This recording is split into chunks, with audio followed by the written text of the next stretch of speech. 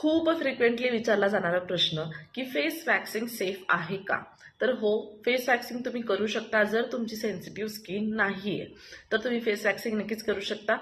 पण मी अनेकदा क्लायंट्सचे facial hair पाहून त्यांना अनेकदा ब्लीच सजेस्ट करते, कारण जेव्हा गरज नसते त्यावेळी सुद्धा फेस वॅक्सिंग त्यांना सजेस्ट केलं जातं. पण फेस वॅक्सिंग हे तेव्हाच केलं पाहिजे जेव्हा तुमचे खूप जास्त विजिबल हेअर आहेत आणि खूप दाट हेअर आहेत, किंवा तुम्हाला जो गोल्डन इफेक्ट येतो आफ्टर ब्लीच तो नको असेल तर तुम्ही फेस वॅक्सिंग करू शकता. पण तुम्हाला जर गरज नसेल तर प्लीज फेस वॅक्सिंग करू नका. ब्लीचने थोडीशी स्किन ड्राय होते, पण तुमचे फेशियल हेअर जे आहेत ते विजिबल राहत नाहीत, ते हाईड होतात. तर तो सेफ मार्ग आहे तुम्हाला फेशियल हेअर लपवण्याचे. पण काही लोकांना काही मेडिकल कंडिशनमुळे, म्हणजे थायरॉइड किंवा अशा काही गोष्टींमुळे जेव्हा फेशियल हेअर दाट येतात तेव्हा त्या ठिकाणी ब्लीच सुद्धा काम करत नाही. तर तेव्हा तुम्ही फेस वॅक्सिंग करू शकता. आणि फेस वॅक्सिंग सेफ आहे, पण त्याची तुम्ही काळजीही तशीच घेतली पाहिजे.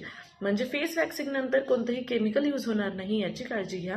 तुम्ही ब्लीच वापरणार नाही, तुम्ही इमिजिएटली मेकअप करणार नाही, ह्या गोष्टींची काळजी घ्या. त्यानंतर फेस वॅक्सिंग नक्कीच सेफ आहे. तुम्ही मिनिमम फेस वॅक्सिंगमध्ये अपर लिप्स किंवा लोअर लिप्स किंवा फोरहेड हे करू शकता. सेन्सिटिव्ह ठिकाणी फेस वॅक्सिंग करू नका. अंडर आईज फेस वॅक्सिंग टाळा. फेससाठी वॅक्स कोणतं वापरता येईल ह्याची सुद्धा काळजी घ्या. फेससाठी नेहमी ब्रिझिलियन वॅक्स, बीन वॅक्स किंवा पील ऑफ वॅक्स ज्याला आपण म्हणतो ते वॅक्स वापरा.